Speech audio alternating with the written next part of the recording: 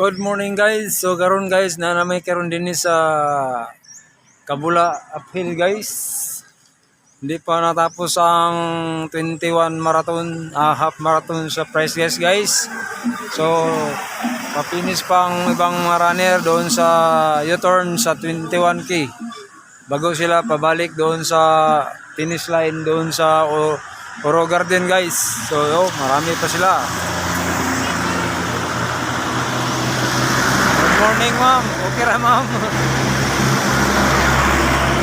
Oh, marami pang nadyan sa likuran ko, mga paangat na sila. At dyan pang